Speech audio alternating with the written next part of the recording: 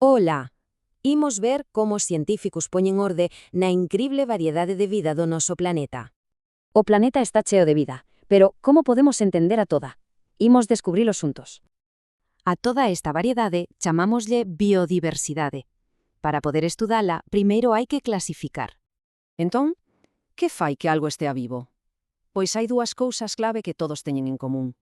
A primeira, todos realizan as tres funcións vitais, e a segunda, todos están formados por células.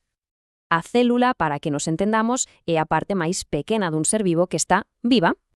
E aquí ven unha pista fundamental para clasificar. Son todas as células iguais? Pois non. Temos as procariotas, que son máis sinxelas, e as eucariotas, máis complexas e con un núcleo. Outra pista, cantas células teñen? Si teñen unha só, son unicelulares. Si teñen moitas, pluricelulares. Xenial! Con estas dúas pistas, o tipo de célula e o número, xa podemos comezar a ordenar. E a solución a este crebacabezas son os 5 grandes reinos. Así se agrupa toda a vida. Vedes, esta táboa organiza todo segundo o tipo de célula, o número ou como se alimentan. Veña, imos botar unha ollada rápida a cada un destes reinos. Desde as bacterias do reino Monera ata os animais, cada reino é un mundo completamente distinto.